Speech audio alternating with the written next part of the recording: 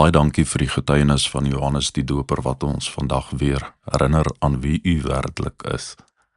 Ons bid dat u deur u Heilige Gees ons harte sal voorberei om met nuwe oë na u te kyk. Mag ons vandag leer wat dit beteken om werklik nederig te wees, sodat u heerlikheid deur ons lewens kan skyn. Amen. Ek wil u aanmoedig om Johannes 1 vers 19 tot 28 volledig deur te lees. Ek haal vir ons aan vers 23. Hy antwoord toe: Ek is die een wat in die woestyn roep, maak die pad vir die Here reguit. Dit is soos die profeet Jesaja gesê het. Johannes die Doper kies doelbewus die rol van 'n nederige wegwyser, wat nie die aandag op homself trek nie, maar sy hele identiteit vind daarin om mense na die Here Jesus te lei. Het jy al ooit die druk gevoel om jouself te bewys wanneer mense vra oor wie jy is? Die mens sou dikwels daarvan om erkenning te kry vir prestasies en titels. In vandag se teks ontmoet ons Johannes die Doper in 'n baie stresvolle situasie. 'n Amptelike groep priesters en leviete is uit Jerusalem gestuur om sy bediening te ondersoek. En hulle vra hom reguit: Wie is jy? Hulle dink dalk hy is die Messias, Elia of die verwagte profeet vir wie almal gewag het. Maar Johannes kies 'n pad na radikale nederigheid. Hy begin nie deur te sê wie hy is nie, maar wie hy nie is nie.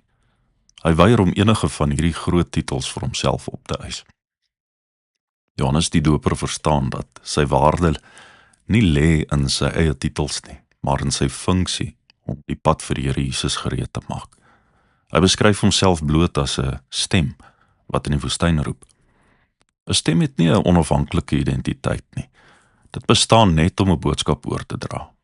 Vir Johannes is die boodskap baie belangriker as die persoon wat dit bring. Hy is net die wegwyser en die Here Jesus die bestemming.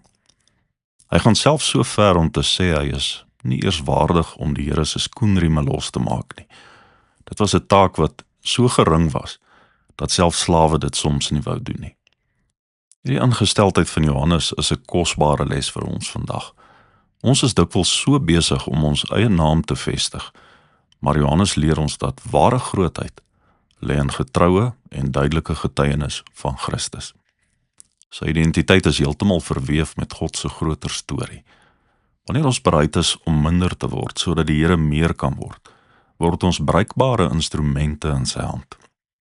Dit bou die gemeente op, want die fokus verskuif van menslike prestasie na die genade van God alleen.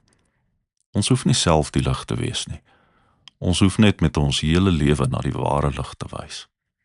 As jy vandag die vraag, wie is jy, moet beantwoord, is jou identiteit gebou op jou prestasies of op jou verhouding met die Here Jesus?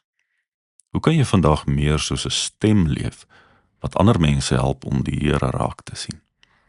Here Jesus, baie dankie dat U die een is wat werklik alle eer en waardigheid verdien. Vergewe my as 'n mens as ek soms probeer om die middelpunt van my eie wêreld te wees. Help my om net soos Johannes tevrede te wees om net 'n stem te wees wat na U wys. Leer my die pad van nederigheid en help ons om U liggaam, om U alleen te verhoog in alles wat ons doen. Amen.